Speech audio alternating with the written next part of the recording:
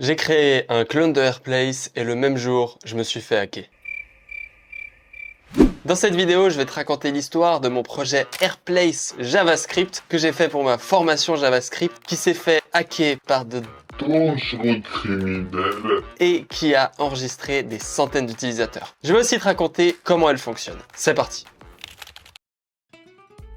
Tous les mardis, je fais mes formations. Et ce mardi-là, je devais faire le module du DOM de ma formation JavaScript. C'est-à-dire qu'on a déjà vu tout JavaScript avec les objets, les fonctions, tout ce qu'il faut. Et maintenant, il faut arriver à interagir avec le DOM. Et pour ça, chacun de mes modules de formation commence par un exercice, un projet à réaliser. Et j'ai réfléchi à ce projet et je me suis dit, une to-do app, franchement c'est chiant, il y a déjà tout le monde qui l'a fait, toutes les autres formations le font, j'ai pas envie d'être comme eux. Un snake game c'est trop compliqué, il faut gérer plein de choses et ça va pas être un bon premier exercice. Une application CRUD, je peux pas parce qu'il faut interagir avec des fetch et j'ai pas encore expliqué le fetch. Puis en ce moment, en fait, il y a le Airplace de Reddit qui fait des ravages sur Internet et je me suis dit, mais c'est super simple à faire ce genre de truc. Et là, tiens.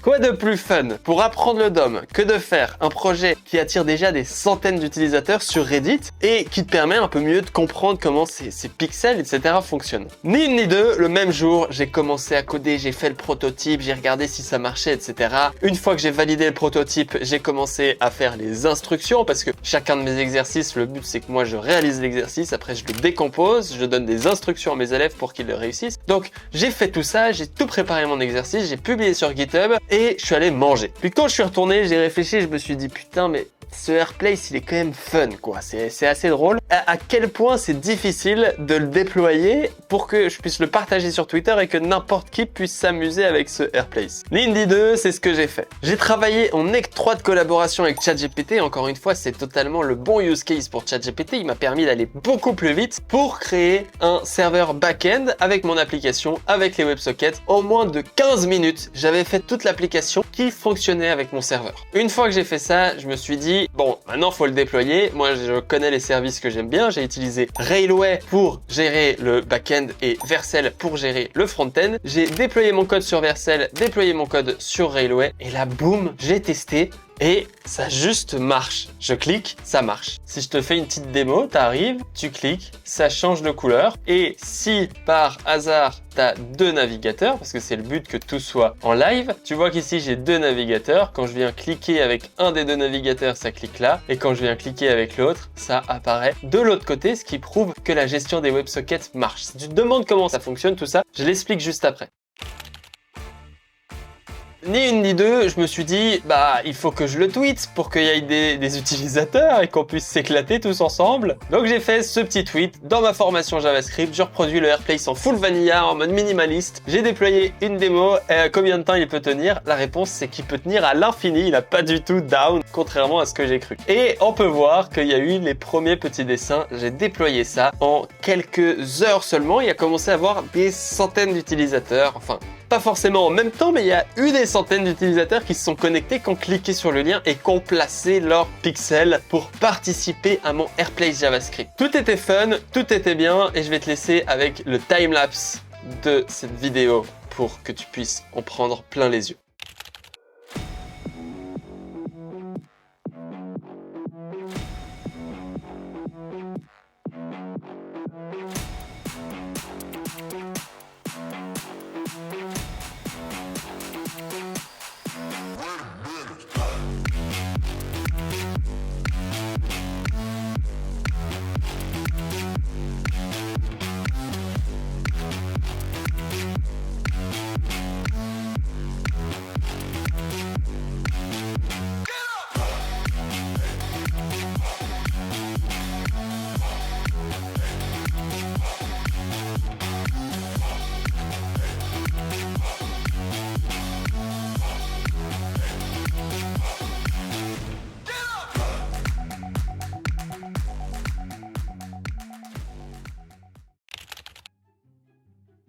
Puis tu le sais, ma commu, c'est pas des rigolos. C'est pas des profs, des métiers, des avocats, des machins. Non, moi, ma commu, c'est des développeurs. Et les développeurs, c'est la race des humains les plus dangereux. après les politiques. Donc après avoir vu apparaître le drapeau de la France, jusqu'ici tout va bien, j'ai vu apparaître Shrek. Shrek d'un coup comme ça qu'apparaît et tous les pixels ils se remplissent en une seconde. Et je me dis mais c'est qui a osé faire ça à mon AirPlace? Boum! Le mec il a rempli tout mon carré de pixels avec Shrek. Puis boum! D'un seul coup, ce logo étrange apparaît sur mon AirPlace JavaScript. Et donc là, rien n'allait plus jusqu'au moment où le Diable en personne apparaît. boum! Et là, c'est la fin. Non, pas lui, non! Non, Néolectron, il m'attaque. Il est arrivé sur mon AirPlace et il m'a attaqué en mettant cette photo là-dessus. Et là, c'était la fin. Mon projet qui était assez balbutiement, qui était tout jeune, qui était en train de marcher, il s'est fait hacker. Tous les joueurs qui ont travaillé dur avec le timelapse que je t'ai montré avant se sont vus détruire tout ce qu'ils avaient fait via un petit script. Come on! Oh. Et pour finir cette vidéo, je vais te montrer comment fonctionne ce AirPlace en te montrant le code et comment ils ont fait pour hacker tout ça.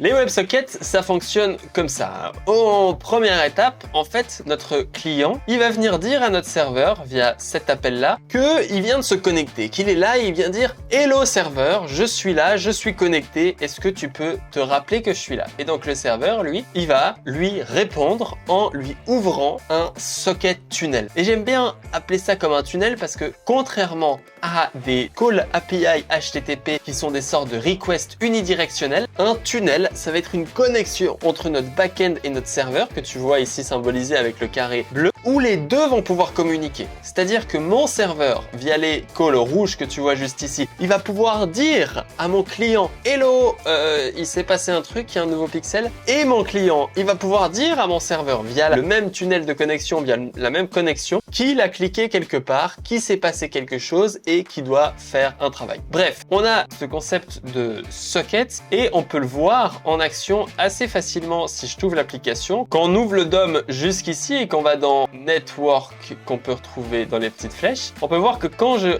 refresh, on vient d'avoir ici en premier élément, si on filtre par WS pour les WebSockets, on a ici une connexion WebSocket. Et dans la connexion WebSocket, tu vas pouvoir sélectionner Message. Et en sélectionnant Message, tu vas pouvoir voir tous les messages qui s'exécutent entre mon client et mon serveur. Quand je rajoute un pixel violet à cet endroit, et ben ce que je fais, c'est que ici, j'envoie un event pixel change avec comme donnée un JSON et lui, il me répond un pong comme quoi il y a bien eu un succès et que le pixel a changé. Et puis ensuite, lui, il envoie à tout le monde, à part à mon pixel, qu'il y a eu un changement. C'est pour ça que si je retourne sur mon petit élément ici, que je vais dans Network, filtré par WS, que je clique là, que là je mets un pixel, tu vas voir que lui, il vient d'avoir un pixel là parce qu'il vient de recevoir pixel change et il a bien reçu son event pixel change de notre serveur. Il nous dit ici aussi de petites informations, etc. Et on peut voir que là, il y a d'autres gens qui sont connectés à l'heure actuelle. Tu vois que si je te montre la version actuelle qui a été un peu améliorée, et ben on peut voir le nombre de personnes connectées. Ici, il nous dit qu'il y a 5 utilisateurs, mais je pense que sur les 5 utilisateurs, il y en a 4 qui sont moi. Et c'est comme ça que ça fonctionne.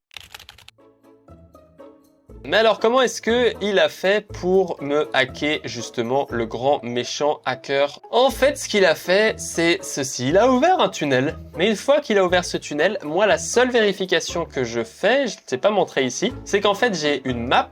Si je te montre le code source juste ici, une map, c'est un objet qui va contenir des clés et des valeurs. Et dans cette map, moi, je viens stocker, lorsque l'utilisateur se connecte, un mélange entre son IP et son user agent. Et dans la fonction canUserClick ici, je viens prendre son user agent et son IP. Enfin, ça, c'est un code un peu trop à jour si on se rend compte du premier code qui était juste ici, avant que je modifie le code pour pas qu'on me hack. Et ben, on peut voir que là, c'est un peu difficile à voir, mais tout ce que je fais, c'est que dans mon userClick data, je viens set client IP plus data user agent avec une nouvelle date. Et ensuite, est-ce qu'il peut cliquer? Ben, je viens récupérer la dernière date du clic unique qui est le mélange entre son IP et la date et je viens vérifier qu'elle est plus petite que 5000 millisecondes pour vérifier que l'utilisateur n'est pas en train de spammer. Mais vu que je me base sur le user agent pour faire ça, en fait le user agent c'est le client qui le définit. Donc les petits malins, ils ont ouvert une connexion avec mon socket comme ceci et ils ont spam. Ils ont envoyé plein de messages à mon serveur. Et chaque message contenait un user agent différent. Donc ils venaient incrémenter leur user agent. Ce qui fait qu'au début c'était 1, 2, 3, 4 et ils venaient spam. Et du coup en quelques secondes, ils pouvaient remplir tout mon dessin, tout mon canevas avec des pixels. Et c'est ce qu'on peut voir avec ce petit code juste ici. Dans ce code, en fait, ce qu'il fait, c'est qu'il vient ouvrir un socket avec la première ligne juste ici. Une fois que le socket est connecté, il vient lire le fichier Shrek qu'il a juste ici, qu'il a sur son ordinateur, tout simplement. Et une fois qu'il a ce fichier, il vient afficher avec des for, il vient lire chacun des pixels de mon fichier. Ensuite, il utilise une fonction into RGBA de getColor, puis RGBA to int pour avoir un hexadécimal color juste ici. Il vient prendre l'ID unique, puis il affiche color xcolor et user agent ice cream so good plus ID, ce qui fait que le user agent est tout le temps différent. Il émite son message et en quelques secondes,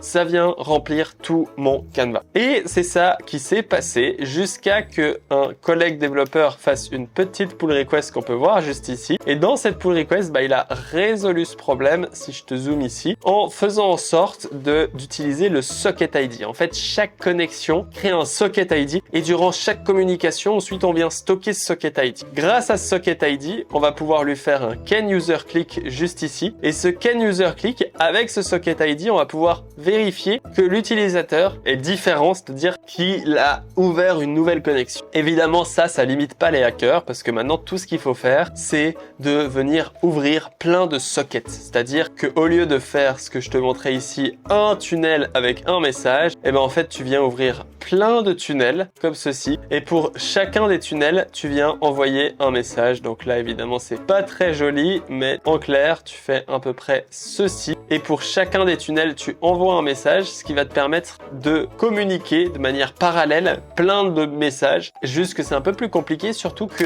Lawid, je vous mets son Twitter en description, a rajouté une deuxième chose, c'est qu'ici, il a mis allowed color include data.color. C'est-à-dire qu'on n'accepte que certaines couleurs et qu'on ne peut plus, par définition, mettre n'importe quelle couleur comme il le faisait juste ici, c'était pas des couleurs valides quoi. Avant de te montrer la génialité que Gaëtan a fait pour rendre l'interface un peu plus conviviale, je tiens à dire que tout ça s'inscrit quand même dans un cours et si tu as envie d'apprendre à reproduire ce Airplace, je t'invite à télécharger les cours gratuits dans la description sur JavaScript qui t'aideront à faire ça.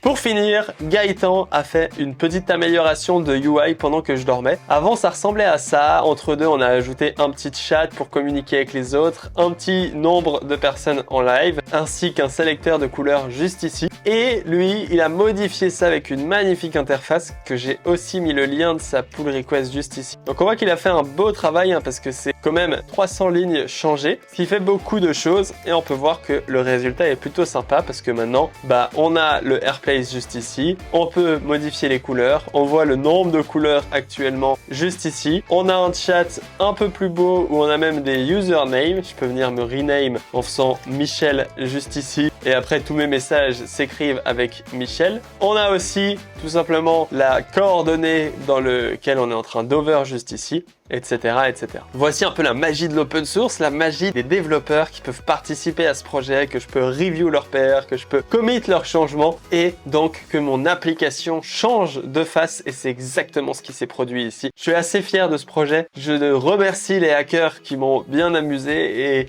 moi je suis plutôt pro hacker, pro amusement et c'est exactement ce que j'aurais fait à leur place parce que je suis aussi un développeur qui est du même style de cancer. Merci d'avoir regardé cette vidéo. Encore une fois, je mettrai le lien de Airplace, le lien de Begin JavaScript, le lien de Gaëtan et le lien de Lawid qui ont contribué au projet dans la description. On se retrouve pour une prochaine vidéo. Ciao!